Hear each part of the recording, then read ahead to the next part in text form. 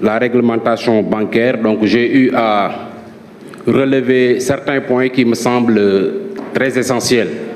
Mais le point qui a le plus attiré mon attention est ce paragraphe suivant, où vos commissaires ont décrié le taux d'intérêt élevé appliqué aux enseignants dans le cadre des opérations de crédit.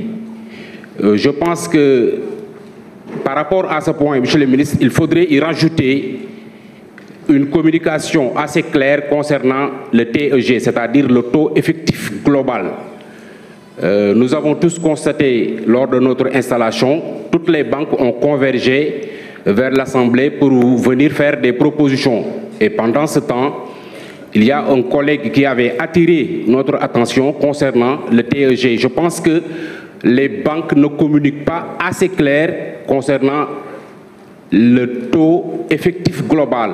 Ce qui fait que beaucoup de collègues, donc les enseignants, vivent des conditions drastiques concernant lors des emprunts donc, dans ces banques-là. Je voudrais aussi me prononcer concernant une préoccupation, vous avez dit, donc concernant le rapporteur, une grande préoccupation du président de la République, son Excellence, M. Bassirou Diomaye Diakhar Faye, concernant la création d'une grande banque nationale. Je pense que c'est une initiative à saluer et à mettre en place le plus rapidement possible pour pouvoir conquérir donc, assez de clients et réduire donc, certains risques. Je voudrais aussi faire certaines propositions pour que la réglementation bancaire aussi puisse être efficace. Et à travers ces propositions, je voudrais avancer le renforcement de la supervision bancaire en améliorant les mécanismes de contrôle et de surveillance des banques. Je pense que les banques sont laissées à elles-mêmes et elles font ce que bon leur semble, ce qui n'est pas bénéfique pour les clients. Mais aussi faciliter l'inclusion financière en assouplissant certaines exigences réglementaires pour encourager les services bancaires mobiles pour toucher une plus grande partie de la population non bancarisée. Ça aussi, il me semble être nécessaire donc de procéder à cela. Et enfin, le renforcement de la protection des consommateurs en mettant en place des réglementations plus strictes sur la transparence des frais bancaires et des conditions de crédit. Étant donné que, comme je l'ai évoqué tout à l'heure, concernant nos collègues enseignants, li ñuy dund ci banques yi metti na parce que duñ leen wax li nga xamante ne si ni moom mooy taux bi ñu war a fay tout au début, donc dañ lay xëcc ba nga ñëw après ñu appliquer li nga xamante ne si ni moom moo leen arrangé, ce qui fait que donc dañuy nekk dans des difficultés.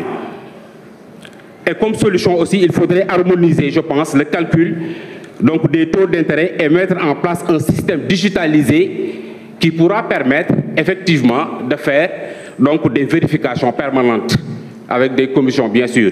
Et dans la même veine, concernant la microfinance, je pense qu'il faudrait renforcer le cadre légal et réglementaire en mettant à jour la loi qui encadre la microfinance pour inclure des dispositions spécifiques sur la protection des clients.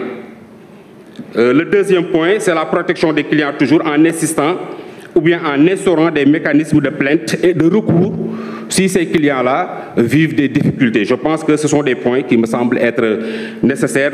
Et en dernier lieu, soutenir les initiatives de financement des femmes et des jeunes. Jigéen ñi lu ñu mën concernant ay activités yu leen di permettre donc ñu mën a gagner leur vie yaakaar naa ne bu ñu leen dooleelee donc dina mën a permettre à ce que loolu ñu réaliser ko. Donc point yooyu laa amoon ci yu may wax, donc je vous remercie de votre attention. Merci beaucoup. Mohamed Sall, vous avez la parole. Monsieur Oumar Diop se prépare.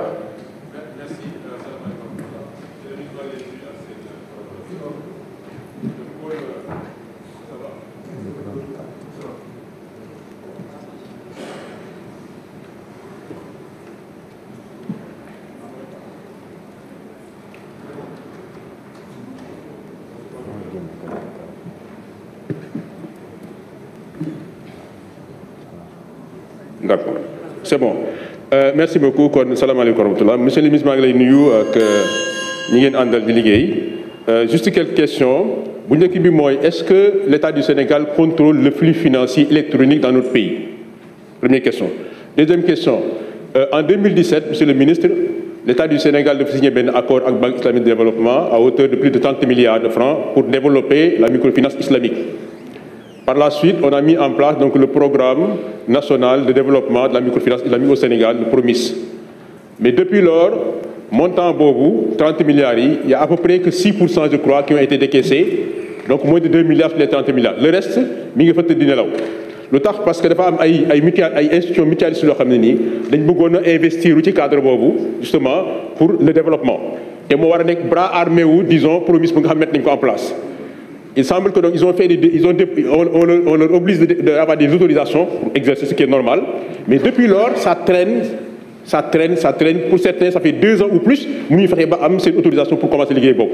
Donc ça veut dire qu'ici nous avons plus de 28 milliards alors que Khalis bi amna ay jeunes, ay femmes, ay PME yo xamné ko soxla pour liggéey te mënuñ liggéey à cause des lenteurs administratives. Vraiment bëggoon nañu indi leer ci lolu. Li ci téggu monsieur le ministre moy les redressements fiscaux appliqués aux PME au Sénégal.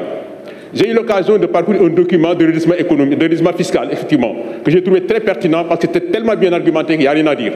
Mais la question c'est que justement, au finish, on demande à ces petits PME-là de payer des montants de 40, 20, 50 millions en réalité, parce que le problème c'est quoi? Le problème c'est que PME, des prestataires de services, ils sont informels. On leur demande donc de prélever les 5% quand ça dépasse le montant dépasse 25 000 francs, alors que l'eau a pour def. Bref, en tout cas, ils ne sont pas en règle, c'est clair. Maintenant, pour moi, la démarche, est-ce que n'aurait pas été de dire on va les accompagner à se régulariser? Ce qu'on a fait, on conserve des emplois, on conserve également la possibilité que plus tard nous payons impôts à l'État, que si nous faisons nous perdons emploi, d'autres encore pour la paye. Vraiment, c'est un vrai problème et je pense que nous avons à cause de ça. Monsieur le ministre, j'ai en parlé, c'est les infrastructures au niveau des universités. Vous me direz que c'est le ministre de l'Enseignement supérieur. Mais ce qu'on nous a fait comprendre, nous, c'est qu'en réalité, le problème, c'est un problème de financement. Bon, des Thiès, par exemple, c'est un pavillon de 1000 lits. Nous l'avons visité. Tout a été fait. Le matin, tout est disponible. Tout. Il n'y a que l'eau électrique qui manque pour nous occuper. Les étudiants même voulaient forcer pour l'occuper. On a dit non, vous ne faites pas ça. Qu'est-ce qui empêche? Pourquoi nous occuper? L'autre réveil, c'est vrai qu'on nous a fait comprendre que si jamais que les étudiants viennent également au niveau du site, le budget du CROUS qui gère le social va augmenter, il faut donc en prendre compte. On nous a fait comprendre que des études ont montré clairement que les étudiants en dehors du campus, en réalité, ils ont de moins bons résultats que ceux qui sont dans le campus. Donc ça veut dire que c'est une réalité, c'est une nécessité de prendre en compte cette affaire-là. Alors, je pense que j'ai évoqué les 4 points qui m'intéressaient ici. Voilà, j'en ai fini. Merci beaucoup. Il me reste encore 2 minutes, 1 minute et quelques. Merci beaucoup.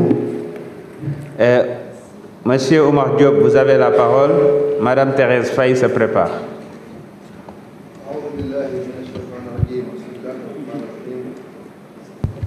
Est-ce que votre carte a été insérée?